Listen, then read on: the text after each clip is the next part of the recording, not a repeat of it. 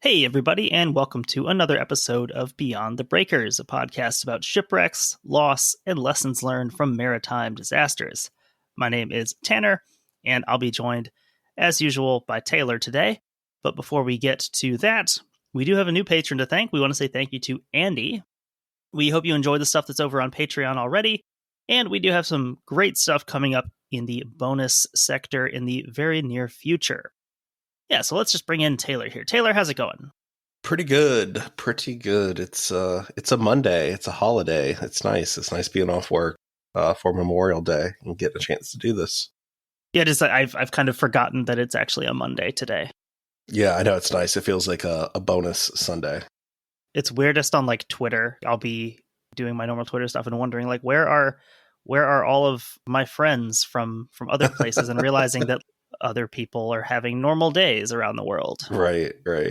What have you been up to in the past week? Well, as far as media stuff goes, I guess the big one is we saw The Little Mermaid last night. It was actually really good. I wasn't quite sure what to expect. Maritime related? Yeah, it felt pertinent to the podcast. So it's definitely okay to use the podcast credit card for that. Mm-hmm. But yeah, it was good. I don't have any like special memories of the old animated one particularly, so I didn't have a lot to compare it to. Like, I know like we definitely watched it, but I don't think it's it was one. It's not one that we had, so I don't think we watched that often. I thought it was really good. The CGI was pretty good, and like the shipwreck scenes and stuff like that. I thought it was pretty fun to see. My only critique was that they like didn't really world build like the mermaid world at all, and that's a little disappointing. But yeah, it is good. It's definitely worth going to see. You mean to tell me that this magical creature was not portrayed by a white woman? Let's see. For me, I finished, kind of started and finished The Indifferent Stars Above. I read it really fast. Yeah, that's how I was. I couldn't put that one down. I think I read it in like 4 or 5 different, reading sessions. It was good. It was informative. I liked the structure of it in kind of focusing on Sarah Graves and how that related to the other members of it. And I think, that's a story that I've heard in long form via podcasts. Like I know American Hauntings covered it, and Casting Lots, they also covered it as well. So I've heard it described in detail. American Haunting is actually what got me to buy that book, Indifferent Stars Above. After I listened to it, I was like, I need to know more. But I think reading it actually in printed book form, it did convey the length of time involved with all of this. Whereas when you sit and you listen to like an hour podcast on it, everything's kind of condensed. But I think in that longer book form, it really did convey the fact that, this was something happening over a span of months. Also, and how like they had problems well before they ever got stuck. It's interesting to hear about the first part of that journey that we don't typically talk about. Even the fact that, they left like 3 weeks later than was advised. It's like from the beginning, they're kind of behind the 8 ball. Yeah, it was very well done, very well written. And aside from that, I've been catching up on the Loremen podcast. Nice. That's probably my favorite overall podcast. It's just got everything. It's very informative. If you like folk tales and folklore, ghosts and that type of thing. It's very informative. A lot of fun stories that never come across elsewhere. It's probably the funniest podcast around. I mean, it's literally like joke after joke. It's pretty relentless, and it's one that builds on itself. So if you listen to it from the beginning, there's a lot of callbacks and inside jokes, and you feel like you're part of the family a little bit. Cool. I have not listened to that too much. It's so good. I recommend it for literally everyone should listen to the Loremen. And that's when I kind of let build up a little bit, in chunks of 3 or 4, so I can listen to a lot of them back to back. That's been my my entertainment recently. Cool. Before we get into things here, I did just want to say something about this. We mentioned last week, I think, from my media check-in, I mentioned the Presidencies of the United States podcast. And I just want to say thank you to Jerry from that podcast for letting me read an intro quote for the most recent episode, When It Rains. I get to read a quote from Andrew Jackson. Boo. Boo, Andrew Jackson. He also gave us a very nice little shout out / review at the beginning of that episode. So if you happen to be joining us via Presidencies podcast, welcome. And we hope we live up to all of the hype. Yeah. So here we go. Yeah, let's do it. Let's talk about a shipwreck. I'd mentioned this before, but it was very strange this week sitting down and doing a more finite close-end story rather than the Armada that I've been working on for the past 2 months. But you got to continue to use your Spanish language skills. Well, right. It's sort of like I'm kind of weaning myself off of that. Another thing I'm reading right now is the next in the Diego Alatriste novels, which centers around kind of the same time period, a little bit later than the Armada. So I'm slowly backing away from that topic. And yeah, for this one, a lot of the sources were available only in Spanish. Not a lot written in English about this vessel. And so this week, we are going back to somewhere that I've known we needed to return for about 2 years. It's been a long time. We're going back to the nation of Chile. Last time we were here was way back in episode 14. That feels like the ancient times. That was May of 2021, when we covered the Chilean military transport vessel SS Angamos. Definitely recommend going back and checking that one out if you haven't heard it. Especially if you actually like us now and can ignore the probably lacking quality that it does contain. Also, that was 2 years ago, so if you have listened to it, maybe you need a review. There's elements of the show's production and presentation that we've polished up since then, but those early episodes are still solid stories. Dude, I enjoy all the early episodes. Mm-hmm. So the topic of our story today is a steamship called the Cazador. It makes me think of tequila. It means hunter. That's why it has the big stag on it, I think. Mm-hmm. Yeah. We're talking about the Cazador. This is not to be confused with the Spanish vessel that's typically referred to as El Cazador, which sank in the Gulf of Mexico in 1784. That one was carrying a few 100,000 newly minted Spanish coins. So, who knows? Maybe we'll come back to that one at some point when the numismatic bug bites us. So this Cazador that we're talking about today was constructed in France in 1848 and purchased by the government of Chile in 1851. So around this time, the Chilean government found themselves in need of ships as April of 1851 would see the opening shots of a revolution against the conservative government in an attempt to abolish the Constitution of 1833. So reviewing some of the things we discussed from the Angamos episode, we're dealing with the nation of Chile, which is made up almost entirely of coastline. Yeah, that is an extremely coastal country, not by choice. It just is. Yeah, so with Chile's, very mountainous topography, maritime transportation, exceptionally important for the government to be able to move troops and personnel around the country. That was the intention that the Cazador was bought with. I feel like in a kind of a geography applied to politics kind of way, Chile has to be one of the most interesting countries in the world because it is such an extreme of geography. Yeah, it's all ocean or mountain, and it's such a long north and south run. It's interesting. So by the end of the year, the uprising had been put down, with the conservative government of Manuel Montt retaining power in the country. His election had kind of been one of the sparks for this attempted revolution. So a little bit about Cazador herself. She displaced 250 tons and had a top speed of 9 knots. Everywhere I looked, I could not find any information about her other measurements. So that's all we've got. She did carry 3 guns, but it doesn't seem like combat was ever her intended use. Kind of just there so that she's nominally able to defend herself. Right. Her 3 masts were bark rigged. So this means that her fore and main mast were square rigged, with the mizzen mast rigged fore and aft. And she typically carried a crew of 65 to 70. Okay, so she's not a huge vessel. No, she can carry a decent number of people, but she's not an enormous ship. Do you recall offhand how big are we talking compared to the Angamos? Her capacity is probably slightly larger. Okay. Because we're going to see, I think she has about 500 people on board. And I want to say the Angamos had something like 300 on board.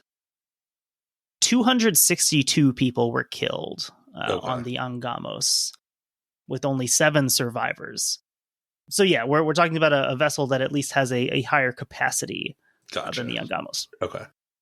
So for the incident itself, today, one of the main sources is a set of notes submitted to the Chilean Congress the week after the incident. Okay. So a lot of that comes from firsthand accounts. We've talked about the advantages and disadvantages of firsthand reporting. They're way more interesting, though. We know that. Yeah, you get a lot of good detail. But again, this is especially if this is one person's perspective, there's things that people get wrong. Right. So Cazador arrived at the Chilean port of Talcahuano on January 26th, 1856. You'll hear a lot of the same place names that we talked about with Angamos. Talcahuano was kind of the focal point for the rescue efforts. So on this voyage, she was captained by Ramon Cabieses. And from what I could find, he was the only captain she ever had in her career. Cabieses graduated from the Naval Academy in 1838, entering service as a lieutenant and getting almost immediate experience in the war against the Confederation of Peru and Bolivia. He was commanding the corvette Libertad. So due to his success in that conflict, he was promoted to captain on his return home. At the time is pretty much, if you're like a captain in working around Chile, like are these all Navy people? Like, are all these vessels Navy vessels? Yeah, I mean, for the most part, even we saw like Angamos, she was running basically civilian routes, but she was a military vessel. And are we looking at the same thing with this one, or are we talking purely like more like Birkenhead, where it's military? This one is more specific to the military because she's gonna be carrying an actual unit of soldiers and their associated personnel. Gotcha. So he also received a medal for his performance in the Battle of Casma in 1838. Through the 1840s, he continues in this service, and when the Cazador is brought into the Navy in 1851, Cabieses is put in command. So he's clearly like highly thought of, respected. Yeah, this is the first steamship that ever serves in the Chilean Navy. So you can imagine the Navy wanting that to go to a deserving individual, someone who's got some service under their belts. They've proven themselves. So the vessel, rather than the warships that he's been serving on before, this vessel is actually used for hydrographic work. So collecting the data to create and update navigational charts. I feel like that'd be really boring to go from like war service to that. Although I guess there is a lot of work to be done with the difficult coastline that Chile has. That is true. You do want someone who knows what they're doing. So when the Cazador arrived in Talcahuano on January 26th, her task was to load up with passengers for a voyage from Talcahuano to Valparaiso, a trip of about 260 miles north along the coast of Chile. Passengers were mostly soldiers of the 6th Company of the 2nd Regiment of the Chilean Army, who were being transferred to their new post in Valparaiso, accompanied by their families. So this is kind of like a Birkenhead situation where it's mixed between. This is essentially a dedicated military transport with a few people filling in the extra space. Gotcha. So the recorded number on board is 501. And that's a number established after the incident. There's a lot of gray areas here, a lot of stuff up in the air. Right. You see in some of the newspaper reporting after it, you see numbers like 300. But this number comes directly from the captain. And he has an itemized list of who all these people are. So it seems like a trustworthy number. He records 70 crew, 94 soldiers, 3 officers. These were Captain Don Valentin Rodriguez and 2 second lieutenants. 280 women, 30 children, and 24 other passengers who weren't attached to a soldier. Right. Some of these are other maybe civil government officials, people like that, with their families. Any passenger and crew list from this time is going to be an estimate. We're looking at around 500 people on the trip. Okay. You've got to also account for, sometimes children aren't recorded. Stowaways, people, which is apparently a real problem at this time. The usual suspects. So we're dealing with somewhere around 500 people. So Cazador departed Talcahuano at 11:30 a.m. on the 30th of January. So she spent a few days loading up, getting ready to go, and she departs on the 30th. According to the ship's log, conditions were calm with a southerly wind as they began the journey north. Sounds like a perfect day to be out on the water. It does. Yeah, it's recorded as being a very nice sailing day. Nice. So due to the conditions, she's able to run her engines at half speed with her sails making up the rest, and making progress at about 8 knots. That was actually interesting to me because whenever we've talked about ships that have both capabilities, I've kind of always thought of it as an either or situation. Me too. But here it's kind of just taking advantage of, hey, we can run the engine a little bit less and let the sails I wonder if it's carry some of that. Because it's like a government thing where it's like, yeah, maybe we can save money. We need to. So at about 6 p.m., Captain Cabieses noted that they were about 5 or 6 miles off the coast, and he instructed the officer on watch to check the compass frequently and to make sure the helmsman was checking his course. After that, the captain retired to his cabin as he would be taking the watch later that evening. So he's like, but when he leaves, he's like, we need to be careful. Like he's like, I guess just alerting everyone like how treacherous this is. Full transparency. That is something that he said he did in his statement after the fact when he's writing to the commander-in-chief of the Navy. That does sound like something where like one of my kids breaks something and then later on like I'm like I told him not to do it. Like really I was sitting there laughing while it was happening. And like it's totally, I mean it's 100% believable and I feel like it's not suspicious, but it is also kind of funny that he explicitly says, "Oh yeah, and I told the helmsman to look out." Yeah, this thing that happened, I said no, do not let this happen. You know, that's not recorded anywhere else but there. So those sailing conditions, they continued up until about 8 p.m. when, still at her cruising speed, she slammed into the rocks at Punta Carranza, 20 miles southwest of the city of Constitucion. I feel like you're not supposed to slam into the rocks. Ruins your day. I guess it didn't matter how nice the weather was. We actually saw that before, though, with, I want to say it was the Birkenhead. Yeah, that the rocks would have actually been revealed. It actually would have been better if the choppier seas had been there because it would have exposed this rock. At this point, I used the measurement stick on Google Maps for this, but they're roughly a third of the way to their ultimate destination in Valparaiso. So upon impact, Captain Cabieses ordered the engines into full reverse to free the ship from the rocks. However, the bow was seemingly stuck in there pretty good because as the ship goes into reverse, the hull starts to come apart. That's not good. And this is recorded as happening lengthwise, so I think she's kind of like splitting down the middle. That's what it sounds like. Like that's gotta be a terrifying thing to see. So this is obviously opening up her compartments to the sea. So quoting here from the report of Captain Cabieses, and anytime we quote from this, it's going to be in translation, translation done by me. So any awkwardness or inaccuracy is my fault. At that time, with Lieutenant Roberto Segundo Simpson on watch, I was surprised by a violent jolt given by the ship as it struck Carranza rocks. I gave orders to get the ship somewhere close to shore to disembark, but these were ineffective. The hull had opened at the bow, and the whole disgraceful affair was reaching its end. Without another thought, I ordered, "Prepare the lifeboats," and everyone who was able to came on deck. There was no other means of salvation. So this was a big maritime story. So this was also reported on in Lloyd's Weekly of London. A fearful scene now ensued amongst those on board, including Englishmen and other Europeans. The gallant ship withstood some time the fury of the wind and waves, during which about 75 persons contrived to climb high up on the reef, when suddenly she broke in two, and sliding off the rocks, each half in opposite directions, 315 persons instantly perished. The total loss by this vessel, including the gold on board, is £250,000. So they point out that Englishmen and Europeans are on board. So that definitely like jumped to the front. That like look, even the good gentleman is in danger. You should care about this. It's funny they put that in the beginning so people will keep reading. And like it's Lloyd's, so like I get that their focus is on like the financial side of things, but it's funny because that they have this kind of surprisingly detailed description of how this shipwreck is happening, and then the final line is the thing about it was worth this much money. It is funny, like the whole Englishman thing. It's like, oh, someone you might know.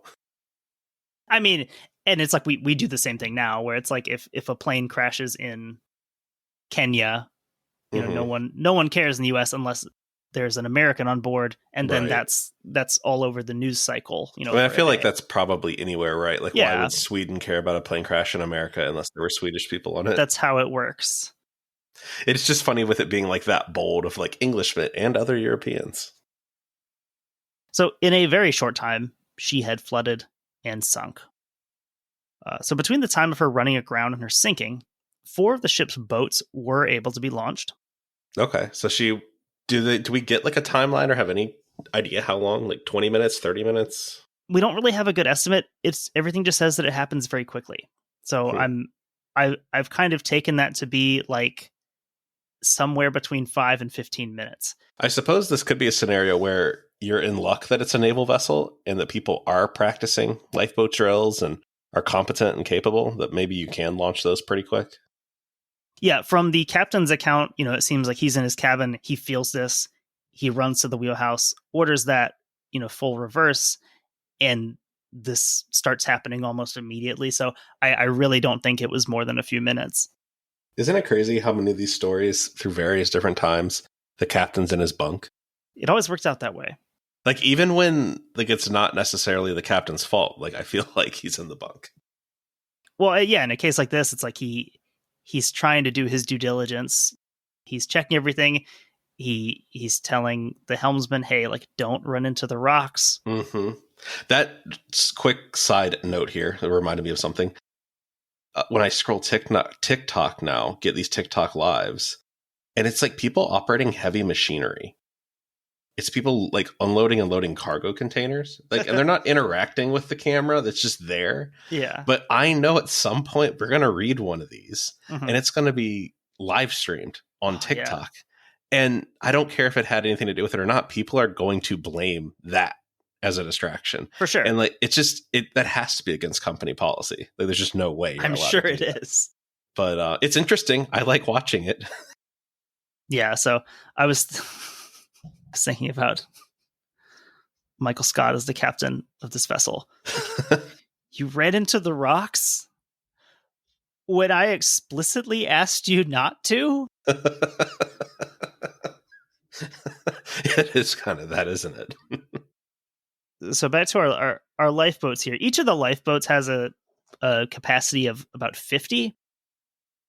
However, you know, the arithmetic of shipwrecks, as it often plays out. I was about to say, I don't think there's enough room. Well, that and, you know, 50 spaces on each of the 4 boats does not equal 200 people saved. Right. 2 of the boats are very quickly smashed to pieces on the rocks. That would be my main concern. 2 of them did successfully reach shore. Although in these 2 boats, there were only a total of 23 people. So each of those at much less than half capacity. Mm-hmm. Among those 23, as you might guess, because we've been reading his first-hand account, is Captain Ramon Cabieses. Like, I'm a little surprised that he got on a lifeboat. I mean, I don't know how many competent people, like maybe an officer per boat or something like that. But you can't feel good about making it to shore because you know everyone's coming for you. Right, and he writes a bit about that here. So by Cabieses' account, everyone who could get into a lifeboat had gotten into one before he jumped into the last one, as the ship was in its final moments. I mean, that's what I would say as well. Right. Everyone who showed up got into the boats and made for the closest beach, which was not the safest route available. And upon approaching the shore, most had the misfortune of being lost. I got into the last boat that was lowered, which touched the water just as the ship was going under, and we directed the boat towards the cove at Constitucion, where we arrived at 7 the following morning. Later, another boat arrived, under direction of the purser, with 13 men. So as you've alluded to, this is, of course, going to bring the usual allegations of cowardice against the captain and the officers who did survive. Right. Like we've seen it in some of these stories of officers and captains getting a lot of blame when they like literally floated to shore with like major hypothermia, missing fingers. Like, you know, if you show up in a lifeboat, people are going to be like, you got the last one, did you? Yeah. And that aside, the fact that those 23 in the boats made it out alive may be a testament to the captain and the crew's abilities. Mm-hmm. So he writes about that in his account of it, but rather than make for the closest point on shore, those two boats that do make it, they first distance themselves from the wreck and they head out into the sea. So that's very likely saving lives that would have otherwise been lost on the rocks. If the captain is not in one of those boats, right, maybe you don't have anyone with the presence of mind to say, hey, don't just go for the closest spot on shore. Mm-hmm. I think we talk about that kind of thing too. Like when we talked about like, the Titanic lifeboats and stuff, that like you do in fact need people that know what they're doing in these. Like it's not just women and children like rowing this thing themselves. Right. There has to be strong and capable people in these spots. Yeah, and in this case, I mean, if you don't have crew in those boats, you probably have a single-digit number of survivors in this wreck, just the people who happen to wash to shore. Right. Captain Cabieses, he went to the governor of Constitucion to inform him of the disaster and to urge for rescue to be sent to the location of the wreck. And that's another thing here is it kind of highlights the fact that why this sinking is so strange, because the captain clearly is keeping an eye out. He has an eye for where they are. You know, he immediately knows what rocks they've hit when they hit them, or he seems to at least. And when they get in the boats, he immediately knows where they need to go to get to a larger town where he can actually get help. Yeah. Yeah, he seems very capable. I mean, clearly he knows what he's doing by the way he responds. So on his way to address these issues through all the proper channels, he met with deputy, basically a congressman for Constitucion, Don Jose Ignacio Larraín. And he's actually able to sort of cut through some of that red tape and jump into action more quickly. Without him, nothing would have been accomplished and time would have been lost in consultation and deliberation. Through Larraín's efforts, preparations are made for the steamer Vilos to head to the wreck site, and accommodations are made for the survivors of the sinking. Despite that enthusiasm, there's ultimately complications in obtaining the services of the Vilos. I don't know what those are. Cabieses just refers to them as inconvenientes, inconveniences. So I don't know. I mean, it could just be a matter of it's not ready. Maybe it's under repair, something like that. So instead, it was resolved to travel over land back to the wreck site and attempt to provide what aid they could. What aid could they reasonably provide at that point? At this point, they're kind of just looking at throwing together whatever, blankets and food and stuff they can get, and also just going and trying to pull people out of the water if they can. So whoever floats to the shore, basically. Right. And at this point, of course, this is the following morning. By the time they get there, it's going to be, late in the day. I doubt they hold out much hope of finding, survivors, but they kind of feel obligated to do that. So in addition to those in the boats that made it to Constitucion, there were some survivors who made it to the shore from the water. Some of those managing to grab hold of floating boards and other debris, the usual things, bringing the total number of survivors to 42 soldiers and sailors and one female passenger. Wow. For a total of 43 survivors. So this is, I don't know, this is an interesting comparison to kind of the shipwreck data that we talked about, like at this time that women and children did not fare well. Yes. So doing that math, it gives us a death toll of somewhere just over 458, from those reports to Congress. Other estimates in writing about the wreck give it in the 300 to 400 range, although those probably are leaving out children and, again, unaccounted for stowaways. Yeah, I think we talked about it quite a bit, that especially in this time, children often just weren't counted as a passenger. So among the dead were Talcahuano Customs Administrator Manuel Iñiguez, along with his wife Mercedes Vial and their daughter Olympia, along with their niece and two servants. I looked into some of the names that were listed just to see what I could find about some of these people on board, and there wasn't a lot available for most of them, but this was one where I did find just a little bit. Iniguez and his wife Mercedes, they had been married for 35 years. Wow. So we can add them to our list of tragic shipwreck couples. You've just given me a great idea for next year's February bonus episode. We're doing Valentine's Day. That's actually a really good idea. Copyright TM. Yeah, I like that idea. We could compile some of those stories. So the loss of the Cazador would be, and still is, the deadliest maritime incident in the history of Chile. Definitely hope they don't set a new one. Preferably not. Yeah, I'm okay with that record standing. So getting into some of the aftermath, closing segments here. So in his written statement to the Commander-in-Chief of the Navy, Caballese summarized his knowledge of the causes for this wreck as follows.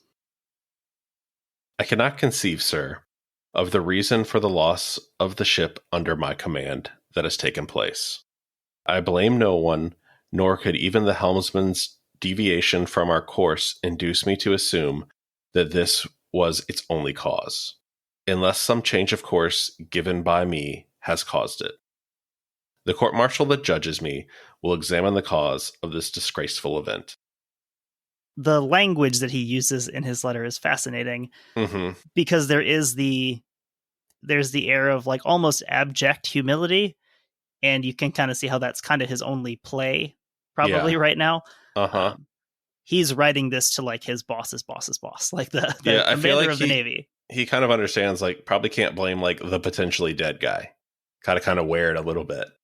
Yeah, and even including that thing, unless some change of course I gave caused it. So he keeps that factor on the table too. It's like, hey, it could have been my fault. I don't know. We'll figure it out. Probably like genuinely just happy to be alive after all that too. And it's just like, sure, whatever. I don't care.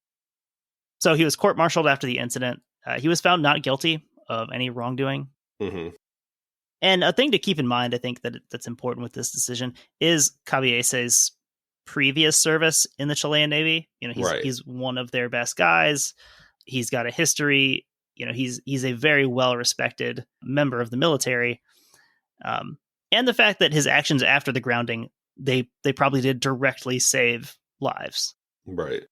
So he has a lot of stuff falling in his favor, and in terms of evidence that he committed any sort of misconduct, there really isn't much. Plus, this court martial, they're talking to the other survivors. Plenty of the crew survived, or not plenty, but enough of the crew survived the officers to know whether or not he had committed some error.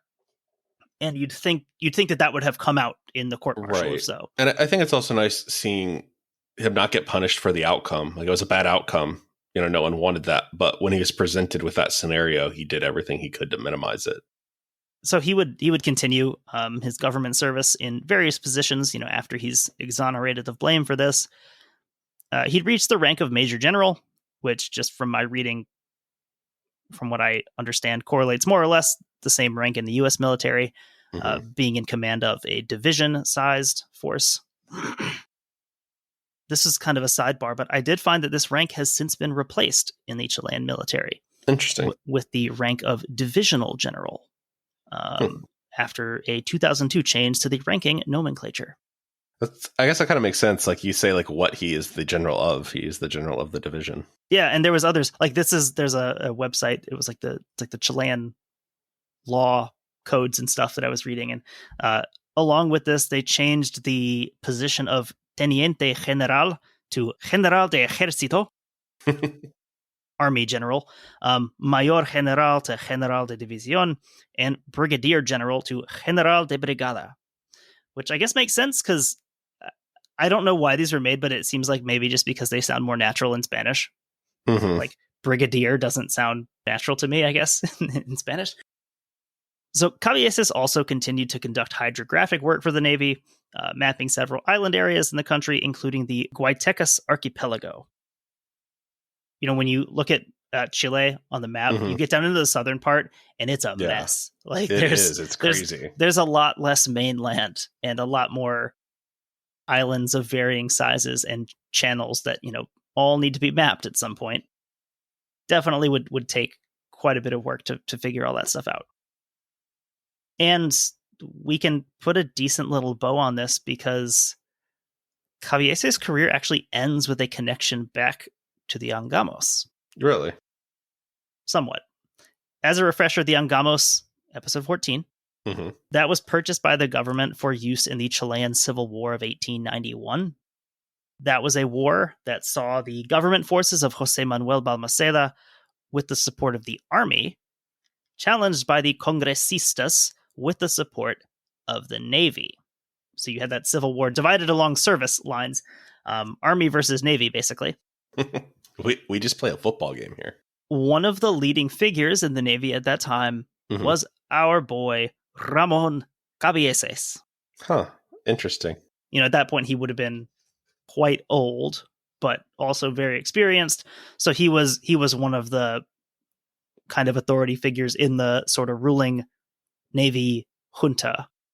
So yeah, interesting. He connects back to our first Chile story. Yeah, that is really interesting. Also, the history of Chile in the 1800s is just like civil war, revolution, revolution, civil war. It's a lot to get through. Another result of this, so due to the continued hazards to shipping in that area, including the 1892 wreck of the SS John Elder, a decision was made to install the Cabo Carranza lighthouse at this location. No lives were lost in the sinking of the Elder, but it did seem to kind of serve as the final straw. Several other ships had wrecked almost in this exact same area throughout the 19th century. So they decided we could use a lighthouse here. That lighthouse is still in service, being operated by Chilean Navy personnel and also serving as a meteorological station since the 70s. So I think that wraps the main story of the Cazador here. Yeah, I'm looking at that lighthouse now, actually. It's There was something special about it. I forget. I read it on, I think it was just the Wikipedia page. There was something unique about its structure, its base. It has like a square base and like octagonal tower. It is the only Chilean lighthouse with a metallic pyramidal tower and a rectangle base. Our lighthouse people will be interested in that. Yeah, go lighthouse people. There's a lot of cool lighthouses in Chile. That would be a cool trip, is a lighthouse tour of Chile, because there's a bunch of them. Yeah, it does look really cool. It's such a desolate landscape. Like, I like it. I think it looks cool, but definitely not what you think of when you think of South America. I feel like we are a little skewed to think like, Brazil beaches, but there's so much more, and it's really interesting. Yeah, I mean, I think that's all. I mean, I had a few final thoughts, but I think we ended up covering those. I mean, this is a story. These are the stories to me that are kind of some of the scarier ones, because we're left without really good knowledge of why this happened. Right. Other than like maybe someone didn't pay attention. Yeah, it's like you kind of left with it. Well, someone must have gotten distracted. But it's like, come on, it's 1856. Like, what distractions do you have? What are you doing here? You're not scrolling Twitter, right? Yeah, come on, got to pay attention here. Yeah, no, I like these kind of stories. It's always fun to do the ones where there's not a lot of sources in English. Who knows? Maybe someone hears this story and decides that this is their life's work, and they want to do even more. Yeah, so that's that. We'll wrap this one up here, and see if you've made it this far. Thank you for listening. And we will be back with another story next week.